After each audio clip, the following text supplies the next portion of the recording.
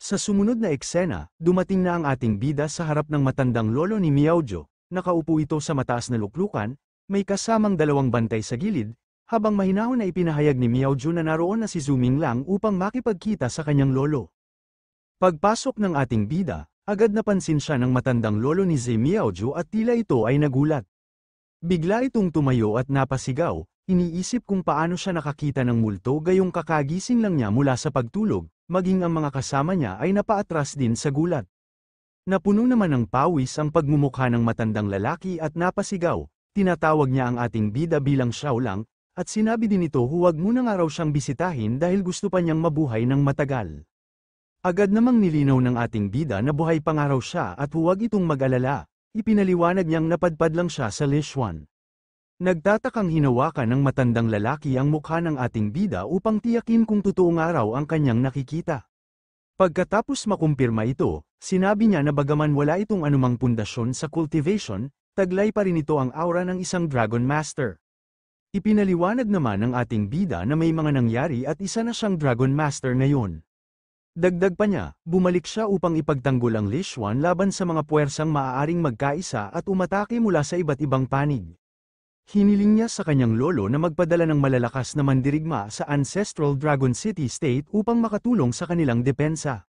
Matapos makumpirma ng matandang lalaki ang kanyang hinala, inutusan niya si Miaojo na iparating kay Senior Gatang na kung handa siyang manatili sa Ancestral Dragon City State, bibigyan siya ng isang Haoying Sword. Natuwa ang ating bida at sinabing kung mananatili si Senior Gatang, isang bihasang maestro sa espada, ay magiging ligtas ang Ancestral Dragon City State.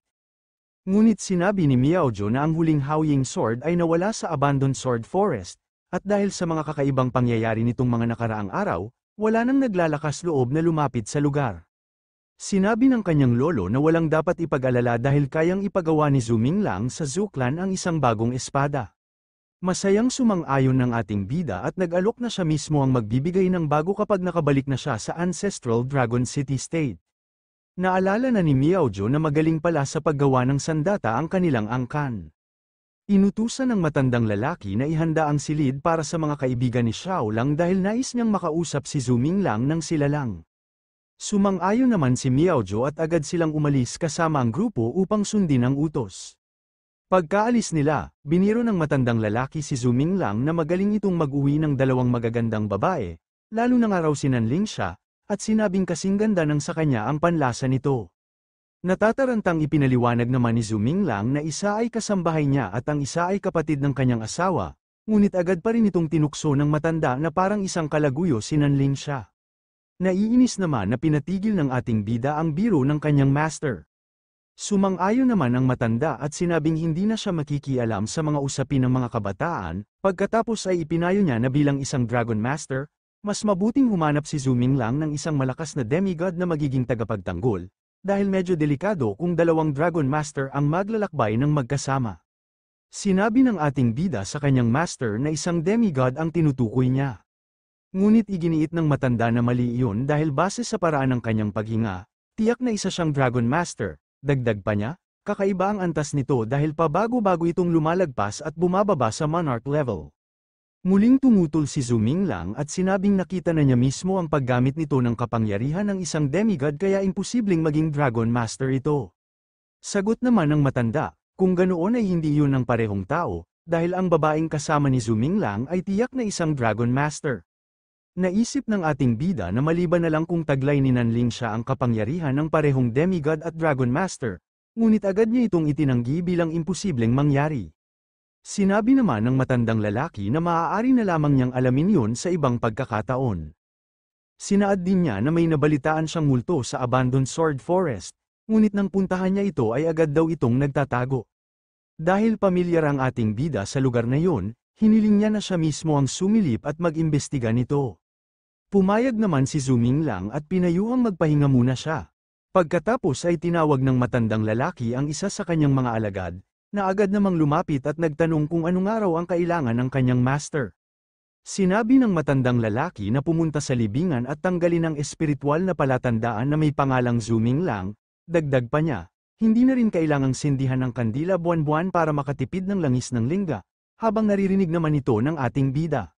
Sa Abandoned Sword Forest, naroon ang ating bida na nakatayo sa gitna ng napakaraming espada na nakabaon sa lupa at sa mga gilid ng bangin.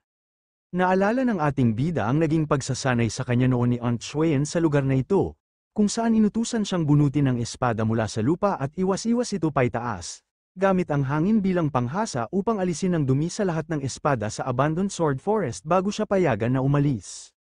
Habang patuloy sa pagsasanay ang ating bida, inireklamo ng ating bida kay Aunt Xuan na manhid na ang kanyang mga kamay, ngunit malamig lang na tugon ni Aunt Xuan ay ipagpatuloy niya lang ang kanyang ginagawa.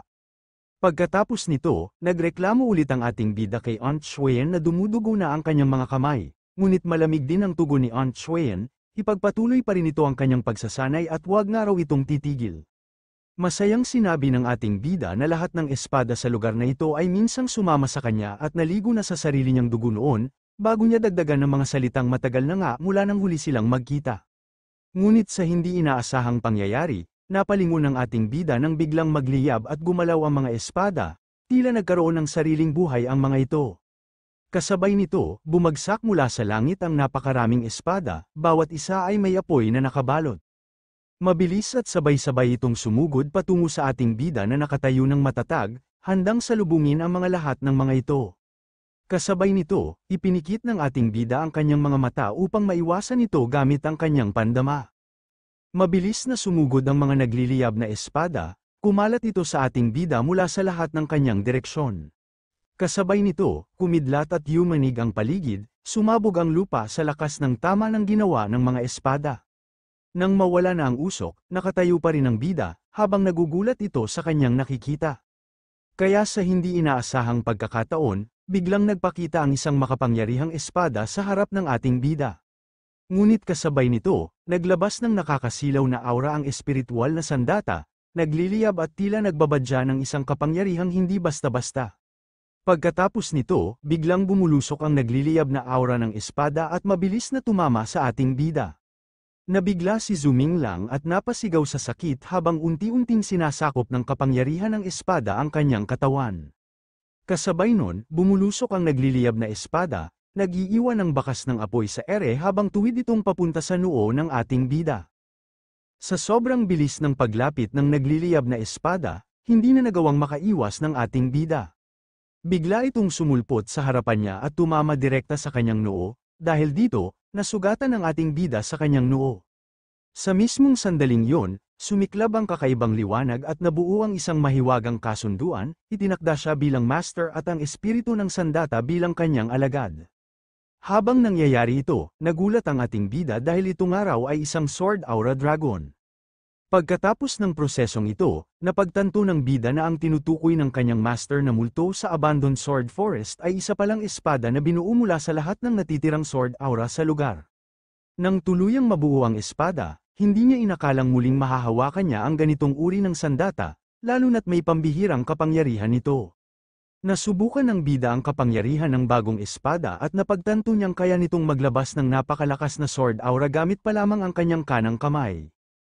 Gayunpaman, alam niyang kailangan pa rin niyang magpatuloy sa pagsasanay. Pinangalanan niya ang espada bilang Mozai, at habang hawak niya ito, ang Sword Aura ay nag-anyong parang dragon, hudyat ng mas matinding lakas para sa mga susunod na laban.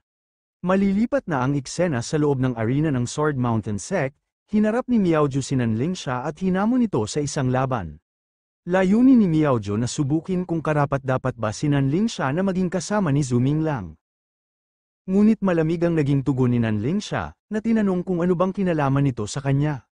Nang magkaharap sila, napansin ni Miaoju ang pambihirang ganda ni Nanling siya at hindi niya matanggap ito, kaya lalo siyang nagalit. Sa tindi ng inis, tinadyakan niya ang lupa bilang hudyat ng pagsisimula ng kanyang pag-atake. Kasabay nito, pinalabas ni Miaoju ang napakalakas niyang sword intent sa kanyang sandata. Ngunit mabilis itong napigilan ni Nanling siya gamit ang kanyang mystic art na parang yin and yang ang simbolo. Laking gulat ng isa sa mga disipulo dahil ganoon kadali lamang napigilan ang atake ng kanilang senior. Napansin din ng mga disipulo na napaatras si Miaoju, samantalang si Nanling siya ay nanatiling nakatayo at hindi man lang kumilos, labis silang nagulat at napatanong kung tama ba ang kanilang nasasaksihan. Matapos na paatras, inamin ni Miaoju na noong una ay nag-aatubili siyang ibigay ang lahat ng kanyang lakas dahil ayaw niya nga raw masaktan niya ito, Ngunit ngayon, napilitan siyang gamitin ng isang napakalakas na teknik at ibuhos ang buong lakas niya. Bumalik ang eksena sa ating bida kung saan ipinasok ni Zhu Minglang ang kanyang bagong sandata sa kanyang spirit domain. Nakita ito ni Nahia at Cheng Shua at hindi maitago ang kanilang paghanga sa ganda at lakas nito. Pakiramdam ng ating bida ay mas nagiging masigla at buhay ang kanyang spiritual realm habang siya ay nakatayo at nagmamasid sa paligid. Habang masaya ang bida sa pagkakasundo ng lahat sa kanyang spirit domain, napansin niya mula sa malayo ang tila labanan sa arena. Agad siyang napatigil at nagtanong sa sarili kung may naglalaban doon. Pagdating ng ating bida sa loob ng arena ng Sword Mountain Sect, nakita niya si Miaojo na puno ng pinsala sa kanyang katawan. Naiinis at nagtataka si Miaojo kung bakit napakalakas ng kalaban niya kahit halos magkaedad lang sila. Habang sugatan, hiniling ni Miaojo kay Nanling siya na alisin niya nga raw ang kanyang belo upang makita niya nga raw kung sino ang tumalo sa kanya. Dahan-daang inalis ng babae ang belo at ipinakilala ang sarili bilang si Nanling siya. Namangha ang mga kalalakihan sa ganda ni Nanling siya kaya hindi nila naiwasan purihin ito. Samantala, inamin ni Miaojo sa kanyang sarili na naiinggit siya at mas maganda talaga ang babae kaysa sa kanya, kaya hindi na siya nagtaka kung bakit gusto ito ni Zhu Minglang. Pagkatapos nito, ipinakilala ni Ze Miaojo ang kanyang sarili, at inaamin niya nga raw siya ang natalo sa kanilang laban. Sinabi ni Nanling siya na wala nga raw siyang kinalaman sa usapan nila. Paalala naman ni Miaojo na sinabi nito noon na magkasundo sila agad ng magkita at napapasaya ang isa't isa. Sagot naman ni Nanling siya, si Lianzi ang tinutukoy at doon na lang magtanong para sa mga detalye, kaya tinuro niya ang ating bida. Nagtaka naman dito si Miaojo kung sino nga raw si Lianzi. Kaya balak na sana niyang kausapin ang ating bida tungkol dito, ngunit bigla na lang nawala si Zhu Minglang sa kanyang kinatatayuan. Makalipas ang gabi, nagreklamo si Nanling siya sa pag-alis nila sa kalagitnaan ng gabi dahil pagod pang araw ito. Samantala, tinanong ni Fang Nianyan si Zhu Minglang kung bakit iniiwasan niya si Ze Miaojo at kung may itinatago ba siya. Ngunit agad naman itong tinawag ni Nanling siya na kalokohan. Sinabi pa ni Zhu Minglang na umalis na si Miaojo upang hanapin ang kanyang tiyahin. Bago ito umalis, nabanggit nitong magsisimula na ang taunang interclan competition at mas magaganda raw ang mga premyo ngayong taon kumpara sa mga nakalipas. Ipinaliwanag pa ng ating bida na para sa isang Dragon Master, napakahalaga ng mga yaman, mas marami ka nito, mas malakas ka. Gayunman, hindi pa siya sigurado kung sasali siya o hindi. Nagtanong naman si Fang Nianyan sa ating bida kung ano nga raw ba ang interclan competition. Ipinaliwanag ito ng ating bida na ang paligsahan ay pagtitipo ng mga disipulo mula sa iba't ibang sekta at angkan upang maglaban para sa karangalan. Ngunit nagreklamo si Fang Nianyan at sarkastikong sinabi na gusto lang talaga nitong sumali para sa karangalan. Wala na lamang nasabi si Zhu Minglang sa sinabi nito. Dagdag pa ni Fang Nianyan, kahit nakatatanda sa Sword Mountain Sect si Ze Miaojo ay natalo pa rin ito ni Nanling siya, mukhang katamtaman lamang ang lakas ng mga mula sa Jiting Continent, kaya magiging madali lang ito para sa kanya. Sinabi ni Zhu Minglang na isa lang ang natalo ni Nanling siya at marami pang veteranong mandirigma sa Jiting Continent na may kakaiba ngunit malalakas na teknik sa pakikipaglaban. Tugon naman ni Fang Nianyan na bata pa si Nanling siya at tiwala siyang kakayanin nilang harapin ang mga veteranong yun kapag mas lumakas pa sila. Pagkatapos ay binanggit ni Nanling siya na malapit na sila sa kanilang pupuntahan. Namangha si Fang Nianyan sa tanawin at sinabi niyang napakaganda nito. Ipinakilala naman ni Zhu Minglang na iyon ang kanyang bayan, ang Cloud Dragon Kingdom. Hindi makapaniwala si Fang Nianyan na ang mga kwentong narinig niya tungkol dito mula sa Dragon Academy ay totoo pala. Natuwa din ang ating bida dahil nakauwi na nga raw ito sa kanyang tahanan sa loob ng maraming taon. Mapupunta na ang eksena sa Zhu Clan. Pagbaba ng ating bida sa Zhu Clan nadatnan niya ang mga hangal na nakikiramay sa kanyang mga kamag-anak. Dahil sa nakita ng ating bida, napuno naman ng galit ang kanyang pagmumukha sa mga hangal. Napansin ni Fang Nianyan na tila may ginaganap na libing at sinabi niya ito kay Zhu Minglang. Samantala, humingi ng paumanhin ng isang lalaki kay Brother Yushan, ipinaliwanag na hindi alam ng kanyang anak na ang napatay ay ang anak nitong si Zutong, at dahil sa hindi nito naghinay-hinay, nauwi ito sa isang trahedya. Dahil dito, sinabi ng lalaki na dapat itong pagbayaran at kung anuman ang parusa na nais ipataw, handa silang sumunod sa anumang utos nila. Sa kabila nito, ngumiti naman ng nakakaloko ang hangal niyang anak.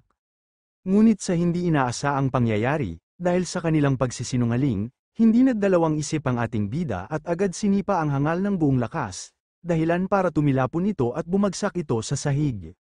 Sarkastikong sinabi ng ating bida sa mga hangal dahil sila ay may sala, nararapat lamang na lumuhod sila sa harap niya.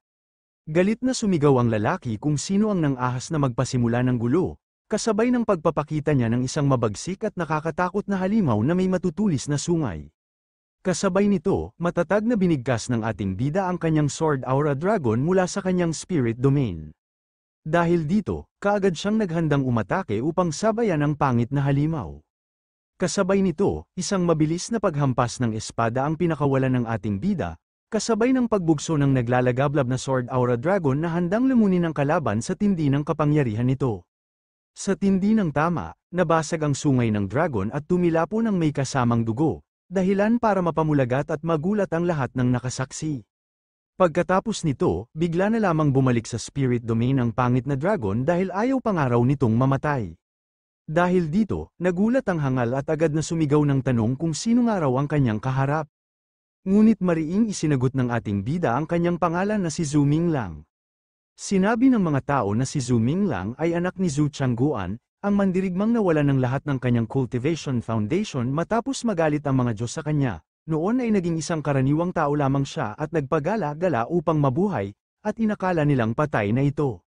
Naalala rin nila na noong bata pa siya, nagawa nitong putulin ang kamay ng isang miyembro ng pamilya Maharlika, at ngayon ay ganap ng lumaki at bumalik, dahil dito, tiyak nilang mapapahamak ang disipulo mula sa Purple Forest Sect. Nagulat at naiiyak na sinalubong siya ng kanyang tiyuhin at tiyahin nang makita itong bumalik. Namangha sila sa laki at taas nito ngayon, at inisip kung gaano kahirap ang pinagdaanan nito mag-isa sa labas. Magalang namang bumati si Zhu Minglang sa kanyang tiyuhin at tiyahin. Malungkot na nagtanong si Zhu Minglang sa kanyang tiyuhin at tiyahin kung ano ang nangyari kay Zhu Tong at kung kumusta na ito. Ipinaliwanag naman ng kanyang tiyuhin na sumali si Zhu Tong sa paligsahan ng mga angkan, ngunit sa kasamaang palad, napatay ito matapos bugbugin. Sumingit naman dito ang hangal, at mayabang niyang sinabi na wala kang halaga kung wala kang lakas, at ang tanging basehan ng iyong kaligtasan ay ang iyong sariling lakas. Dagdag pa niya, bilang isang Dragon Master, normal lang na ang mga dragon ay mabuhay at makipaglaban, kasalanan daw ng mahina kung mamatay ito sa kamay ng kanyang dragon. Dahil sa mga sinabi nito, bigla na lamang siyang sinampal ng kanyang ama. Nagtanong naman dito ang kanyang anak kung bakit nga raw siya sinampal ng kanyang ama. Hindi naman ito sinagot ng kanyang ama, dahil kaagad ito na humingi ng tawad kay Zhu Minglang at sinabing siya mismo ang magpapaluhod at magpapamano rito sa harap ng espiritual na palatandaan bilang paghingi ng tawad sa naging pagkakamali nito. Ngunit hindi pinakinggan ng ating bida ang mga sinabi nito, sa halip ay mabilis niya itong sinunggaban at pinadapa sa lupa, dahilan upang dumugo ang bibig nito habang pilit na nagpupumiglas. Nagalit naman ang ama ng hangal at sumigaw kay Zhu Minglang, tinatanong kung ano ang ginagawa nito at paalala na napagkasunduan nilang hihingi na lang ng tawad ang lalaki sa pamamagitan ng pagyuko. Ngunit seryosong sagot ng ating bida, gusto niya itong tuluyang gawin hanggang sa mawalan ito ng buhay. Pagkatapos nito, dinala ng ating bida sa spiritual hall ang hangal at mariing sinabi na kung hindi ito gagawa ng 100 pagyuko sa puntod ng kanyang pinsan, ay huwag na nitong asahang makakaalis pa ito ng buhay. Galit namang tumugon ang hangal, tinatanong kung gusto rin ba nitong mamatay.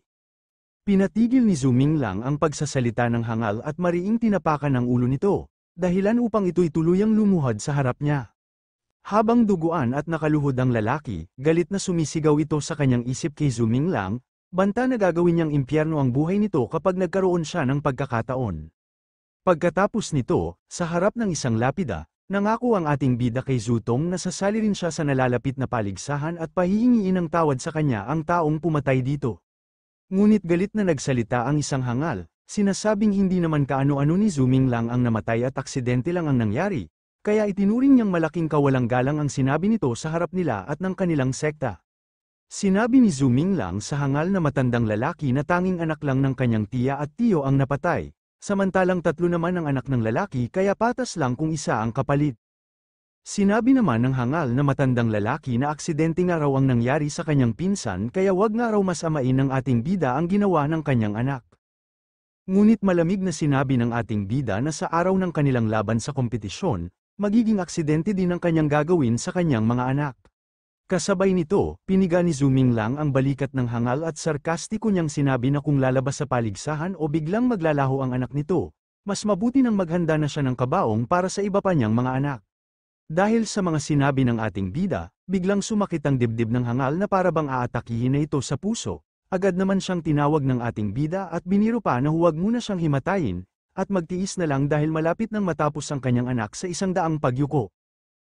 Sa nakita ni na Fang Nianyan at Nanling siya, labis na humanga si Fang Nianyan at halos mabaliw sa kilig, ramdam niyang sobrang astig ng ating bida at mabilis ang tibok ng kanyang puso, samantalang si Nanling siya ay napaisip kung ito ba ang tunay na Zuming Lang, matapang, medyo baliw, at kung nagkukunwari lang ba itong maging simple at karaniwan noon.